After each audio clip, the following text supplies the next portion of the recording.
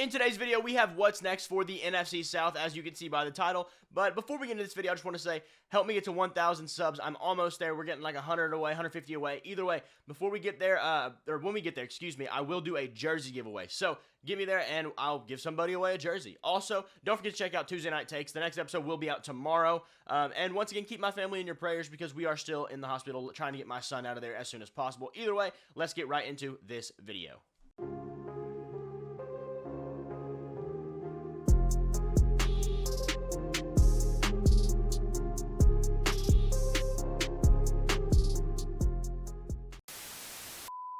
So the NFC South is kind of a strange division because there's not really a clear frontrunner in this division. Obviously, this past season, you had the Bucs, Saints, and Falcons all finish within like a game of each other, and the Panthers were lagging behind. But let's start out there. In Carolina, they were 2-15. Not great. They were supposed to win 7.5 games according to, the betting odds, and they didn't come close to that. They obviously had the worst record in the league this year, and they traded for the number 1 pick last year, so they're going to be without their first overall pick this year. So what went wrong for this team? In my opinion, they did not help Bryce Young out any. Adam Thielen is like 34 years old. He's not going to do much for your team at his age, and that just is what it is. Then they had a ton of offensive line injuries, so Bryce Young's running for his life. But the weapons they got in 2023 are just the biggest issue, in my opinion. Yeah, it's a double dip, but you got to help this kid out. He's the first overall pick. That's awesome, but he can't do it on his own. Football is the ultimate team sport.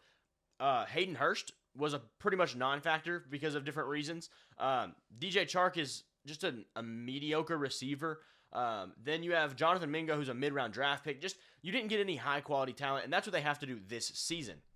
So going on, their head coach is now Dave Canales. I don't know if they've honestly hired an offensive coordinator yet. These slides have been made for a little bit, so let me just go ahead and say that. But Ejiro Evero is supposed to still be their defensive coordinator. So Dave Canales did do really good work with Baker Mayfield last year. But as a head coach, that might not be the same for Bryce Young. We'll see.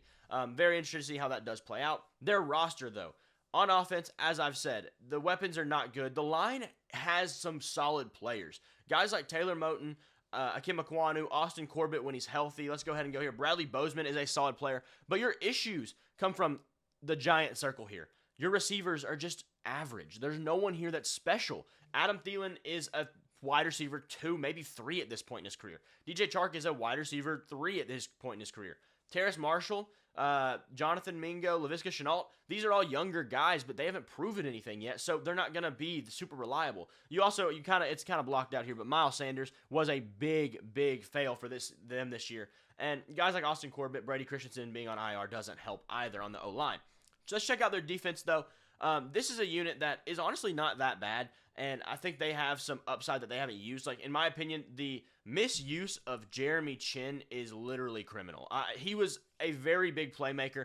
I'm not entirely sure why he didn't play. I don't know, Carolina Panthers fans, if you're out there, let me know what you think will happen, what's going on with Jeremy Chinn, but he is too talented of a guy to just not play one way or another. Brian Burns is going to be a big one for them this year because he is off contract, and a lot of people think he just might leave, and that's not a really good thing for them considering he's a all-pro potential player. He's a Pro Bowl player. Shaq Thompson's a solid player, but he was hurt for a good chunk of the year. They had to play with guys like Frankie Louvu and Deion Jones. Frankie Louvu actually did have a really good year, but there are things missing on the defense, but it's not as serious as the offensive unit. So, positions of need, in my opinion, wide receiver, first, foremost, second, third, fourth, all of them. Edge, tight end, linebacker, running back. And if you notice, it fits in very much a lot of the weapons for offense or defense, really. They don't have a first-round pick because they decided Bryce Young was not worth giving up their first-round pick next year, which hasn't played out to the best of their abilities so far, but we'll get there. They have a good amount of cap space already, and, they have picks down the board, and the good thing is for them, this receiver class is pretty good. There are good chances they could land somebody in the second round at that pick that will be a solid player, not to mention the good free agent class that we have coming in. Their free agents, though, there's a lot of guys here. Brian Burns is a big one. Yeturgos Matos, Jeremy Chinn, spelled that wrong. That's awesome. Deshaun Williams. Either way, those are big guys. Frankie Louvu as well. But the ones they need to re-sign, in my opinion, Frankie Louvu has to come back. I just think he was too good this year. Brian Burns, by all means, you should re-sign him, but what does that look like? Is he wanting out of Carolina? That's pretty much up to him at this point. Yeturgos Matos, Marquise Haynes, Deshaun Williams. It's a lot of defensive ends. That's why I put Yetur there. He's not a great player, but you're not going to pay him a ton. But you can't lose 3 defensive ends and not bring back somebody. So I just picked the young guy available. And then DJ Chark, he's okay. Laviska Shenault, he's okay. I'd say bring back one. I don't really say bring back Jeremy Chin, even though you probably should, just because of the fact that you didn't utilize him. So what's the point of bringing him back? But either way, round 2, they got to go receiver, in my opinion. I don't care if they sign 3 of them in free agency. They got to get some young talent here. In round 3 and 4, probably edge and wide receiver again. Round 5, they probably got to go tight end, maybe a wide receiver. And round 6, they got to go linebacker, or maybe a wide receiver, or maybe a running back or something like that fit into the picture. But Chuba Hubbard is a solid player at this point, so running back's not too serious. Either way, what can they do to improve right now? They do need some weapons. They also need some weapons. So I think you should go get weapons. That's first and foremost, and then also second and second most. So, that's a big deal. Honestly, that's just what it's going to be. Offensive line, like I told you, they have some good names, some good players. Not great players, good players. But they got to stay healthy if they're going to look like they're actually good. Then they need to get better in their play calling aspect. I think Dave Canales will help that out a lot, just coming in as the head coach, instilling a good offense. But weapons also don't hurt there either. Realistic additions for them, guys like Adonai Mitchell, Tez Walker, and Jermaine Burton should all be available right there at that second round pick they have. Bucky Irving, Benson, and Cade Stover, running back and 2 tight ends that are pretty higher end players that could be around in round 3 for sure. And then going to get real legit receiver weapons like NFL caliber guys, T. Higgins, Michael Pittman, or Hunter Henry, who's had really good years in the past. So what can they do next year? Adonai Mitchell, Bucky Irving, Hunter Henry, that'd be a heck of a group. The only thing about Bucky Irving would be you're bringing him in, but you still have Miles Sanders under contract. You still have Chuba Hubbard under contract. You're kind of just loading this room up, and a running back's not a valuable position to load up. Maybe just stick with Chuba Hubbard for a year, but if you can find a way to move off of, maybe Miles Sanders or something, it would not be a bad idea to pick him up since he's a pretty solid player. Moving on, we'll go to the Atlanta Falcons. This team was 7-10, and they fired Arthur Smith for being an idiot, so good for them. They did not do as because they were supposed to, and that's interesting because they went 7-10 for 2 years with much, much worse rosters, and then this year they still go 7-10. I don't understand. He didn't know how to use the best of his talent, and that's just a problem. You can't do that. Bijan Robinson, Kyle Pitts, these guys are super high talented players, high level prospects coming into the NFL, and you just didn't get them the ball as much as you could. You decided to go with guys like Tyler Algier in the late round, in the red zone and things like that. What are you doing? He also just is kind of an idiot, but as a head coach, I think as an offensive coordinator that could be different. We'll see about that later. Desmond Ridder, that's also just a big issue. He's not an NFL quarterback, and you can't expect to do a whole lot when you have Desmond Ridder as your starter. So moving forward, now their head coach is Raheem Morris. He was previously on the Falcons. Now he was a Ram this past year as I believe their defensive coordinator. And he brings over Zach Robinson from there and Jimmy Lake. I think at least. I'm pretty sure they were both Rams. Either way, Zach Robinson was a highly touted offensive coordinator prospect this year, and I'm interested to see what he does for sure. So going forward, checking their roster out, the guys. We got the X's and the O's from there. Now it's time for the Jimmies and the Joes. A solid unit, no doubt about it, outside of one position, and that would be the quarterback position. Their receivers are okay-ish. I mean, Drake London's solid, but your 2 and 3 are Kadero Hodge and Van Jefferson, and Mac Hollins is a 4th. It's just not a solid unit. You need another 1 or 2. Drake London at this point hasn't really proved he's a 1, so that's why I say maybe a 1. But also a 2 could fit in if you think he can be the 1. It just depends. But Kyle Pitts is a good option. Jonnu Smith is a solid tight end. You got Jake Matthews is a really good tackle. Bergeron, Chris Lindstrom, Drew Dahlman, McGarry. These are all really, really solid players. None of them, except for, I guess, Matthews and Lindstrom probably. The other 3, they're not elite, but they do their job and they do it well. So that's a big part of it. The defense, however, it's an okay group. I wouldn't call it a great group, but they have some good positions filled. Obviously, Calais Campbell is a long-time solid vet. Kind of interested to see where he fits into this. They also do have, I just completely forgot his name. He's not on the depth chart here. Grady Jarrett. I don't know what that situation looks like. He's not on the depth charts, but I think he was just injured this whole year. I don't know if he's a free agent, though, right now. Bud Dupree is a free agent. I know that. Caden Ellis, Nate Landman, okay linebackers. You're not really super happy with that. But your quarterback position, A.J. Terrell, Clark Phillips, D. Offer, Jeff Okuda. That's a pretty decent group. Clark Phillips III, he was a guy that I really liked coming out of the draft at Utah State, or Utah, whichever one. And he was just a really good player, in my opinion. I thought he was going to fit really well into this slot role that the NFL's become so, normal into using on many defenses, but he really is played outside, which is interesting with his size. Jesse Bates is obviously a very solid safety. You're not having much to worry about there. And guys like Zach Harrison are, young guys that you can develop a little bit, and he might have some talent to him that he can really replace guys like Calais Campbell later. To me, they got to get a quarterback. First, foremost, second most, just like Carolina. Instead of a receiver, they have to get the guy at quarterback. Wide receiver is a big one as well. And, they have a lot of picks, though. You see, the standard amount of picks, except for they have an extra 4th and a 6th and no 7th.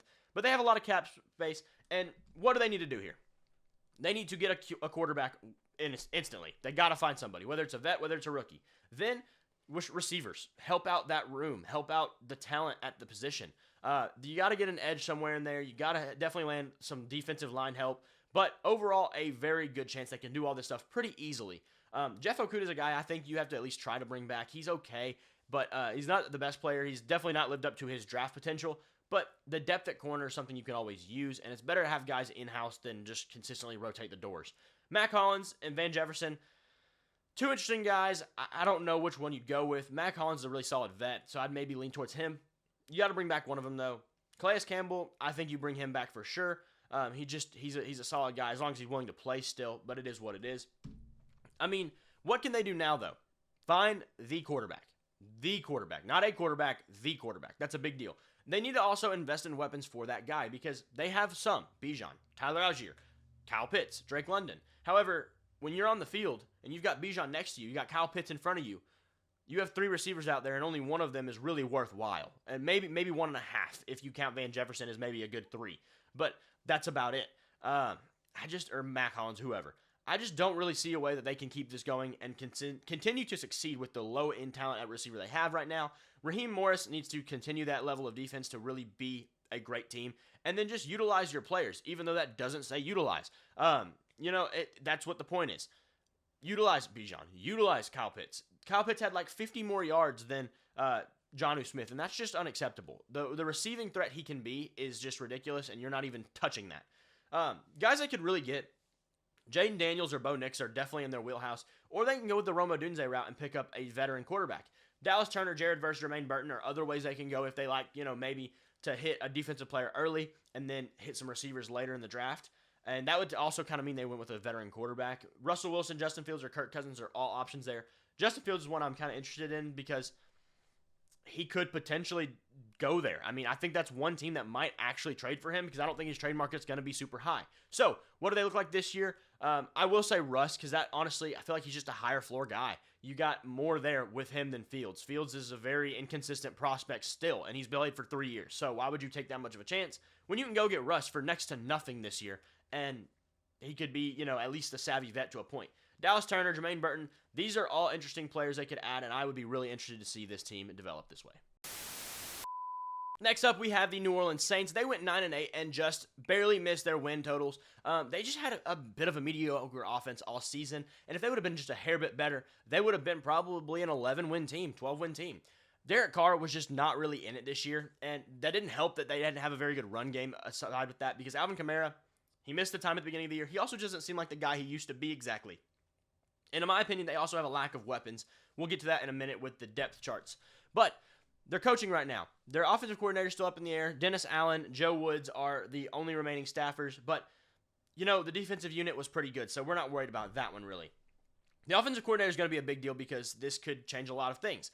Derek Carr, I think he is a fine quarterback. He's not a top 10 guy. He may not be quite top 15, but he's right there. He's like that, 13 to 17 range, which you can win with. One way or another, you just have to have the team around him to success. Then Alvin Kamara, Jamal Williams, who was a big upset this year. However, I'm really interested potentially in Kendre Miller, as you see. He is a guy that I kind of like coming out of the draft, and it just is not really done a whole lot yet because of the guys in front of him, but I think once he gets the chance, it could be very interesting. A.T. Perry was a guy, if you remember my draft content, I slammed the table for teams to get him, and probably the 3rd or 4th round, but he went all the way in like the 6th or 7th. Very good receiver, very good prospect. He will be something soon. I guarantee it. Chris Olave is a good player, no doubt about it, but, I mean, after that, with a guy who as unproven as A.T. Perry is, Rashid Shaheed, that's just not a 2 and a 3. Rashid Shaheed's a really solid 3. A.T. Perry at this point is like a 3 to 4. However, I think he'll grow into that, but they've got to get more depth there. Not to mention their tight end position is just not very good either. Jawan Johnson is kind of just an average tight end. Taysom Hill is Taysom Hill. I mean, I don't really have to talk about that. But, another big issue, Ryan Ramczyk, he also was hurt this year. Either way, that's their roster. And the big issue with them is, we'll see in a minute, is their cap space. I'll go over that in a moment. The defense is a solid group, as I said. They obviously have the veteran Cameron Jordan, who is a very good player. Brian Bresee looks to be like he's going to be a very good player as well. Nathan Shepard, Kalen Saunders, Carl Granderson, all okay to solid players. Isaiah Foskey was a rookie that I'm really interested to see do more because he didn't really do a whole lot this year. But Demario Davis, Paulson Adebo, very solid players. Paulson Adebo does not get enough credit for the things he was able to do this year. Looked very, very, very good. Marshawn Lattimore, obviously a top-tier corner, was hurt. Marcus May also hurt. There are pieces here, one way or another. However, they are negative $83 million in cap, which is by far just awful. It's terrible. They don't have options here. And yeah, the salary cap is almost fake at this point. You can manipulate it so much that it almost doesn't even exist. But I don't know how you're going to get out of $83 million. That's ridiculous. You need an edge, in my opinion, because Cam Jordan is older. The guys you have drafted haven't really panned out to be too well.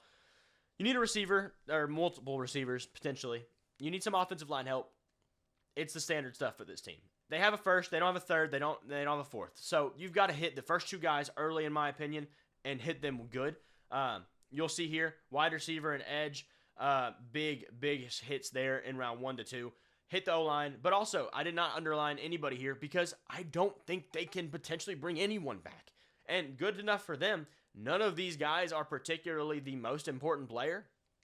But once again, I mean, the chance you're able to bring in people is just limited. I don't know. I mean, if you're looking at their draft picks versus their free agents, they're losing players. And if this is the 53-man roster, what are you going to do? Yeah, I know you can be negative. You can fill in things, but it's just not a pretty sight. What do they have to improve now? You have to establish an offensive identity. That's, in my opinion, what happened with Derek Carr, or what didn't happen, really. There wasn't much there for him to work with, and he wasn't able to grow into an offense, and it was just unsettling. He did play a little bit better towards the end of the year, but you've got to fix that identity. You got to fix that O-line up, and then just development, because, well, you don't have anything else to do. You can't sign anybody. You can't hardly draft anybody. You have to develop what you have. You have to work with what you got and make it better, because that's the only route you can really go. Realistic additions, pretty much all just draft picks.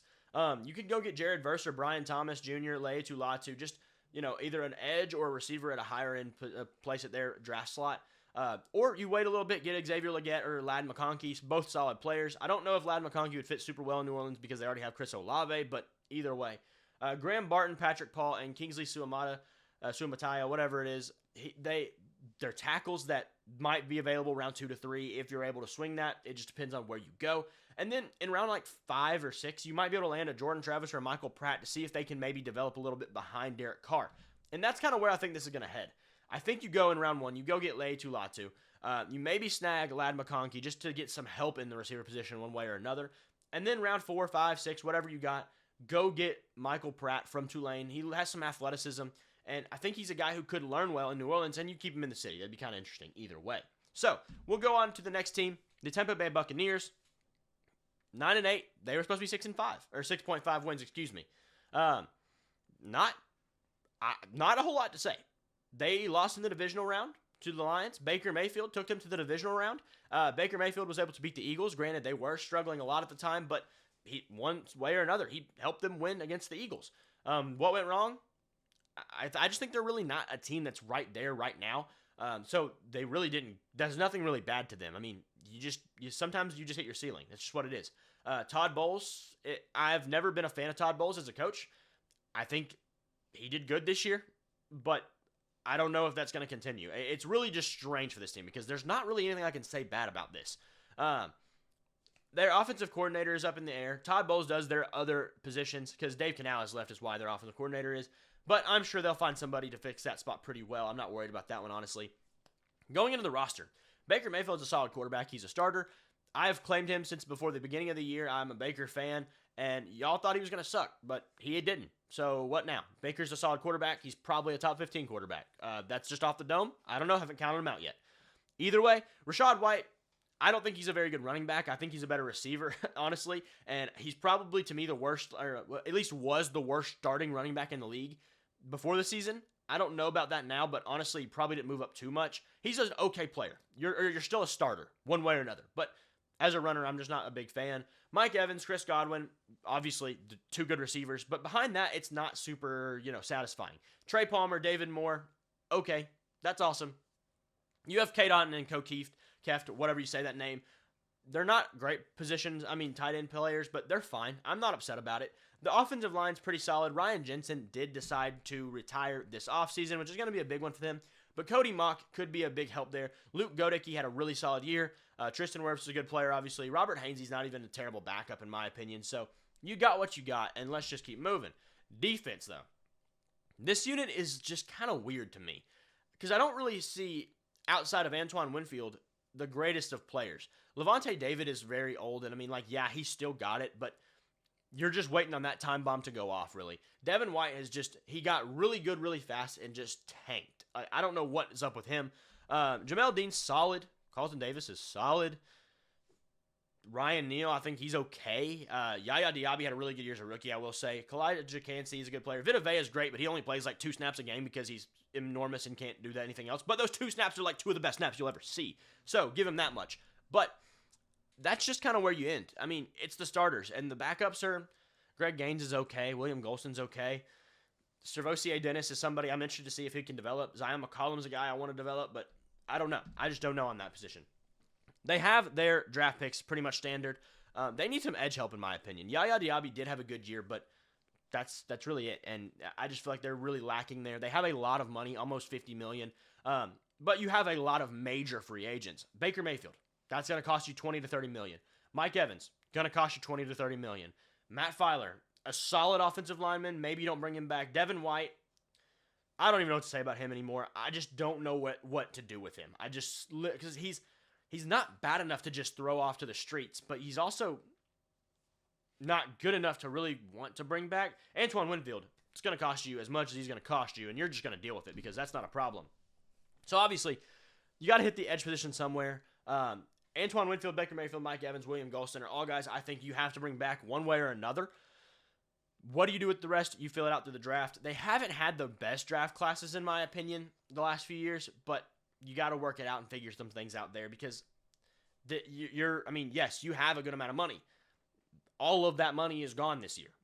Those 3 guys that are Baker, Evans, and Winfield, you're done. After that, your money's out. You don't have any other options. So go get them while you can. What can they do right now? Keep Baker, keep Winfield. You got to do that. Mike Evans, honestly, you may have to just say, you're 30-something years old. You have to go. And I'm sorry, you're a Tampa Bay great. We're going to put your jersey in the rafters one day. But right now, we can't do this with you because you're not going to pay him for 6 years or 3 years to go be 35 and not play games in 1 year. You've got to just, address the running game. I just think Rachaad White's not the best runner. He's a much better pass catcher, but I just feel like that was a big issue for them this year, and it really caused a lot of problems for them. What can they go get right now? And this is if you don't bring back Mike Evans, Brian Thomas Jr., Devontae Walker. That would be a great option. Braylon Trice is another way to go in the round 1 pick if you don't go with the receiver. But Kalen Bullock, Jatavian Sanders, other options there. And Marquise Brown, Mike Amanu, and Robert Hunt are all guys you can try to plug and play into the O-line or in the receiver room if you don't bring back Mike Evans. So what can they do right now? To me, go grab Braylon Trice. Go get Jatavian Sanders, a really high upside tight end that, him and K. Dotton could be a really nasty tight end duo there. Baker likes his tight ends, so definitely do that. And then Marquise Brown, reunite him with Baker from their, I believe, their college days.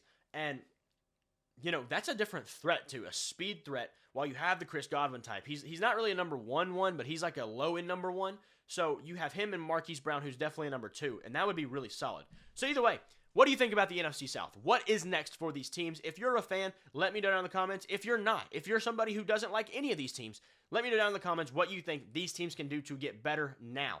It's sometimes better to be an outsider looking in because you can see the real things without being the bias of, oh, I really like Mike Evans. We can't let him leave. Sometimes you just got to do it. So either way, thank you guys for watching. Make sure to hit that subscribe button and that like button, and I'll see y'all in the next video.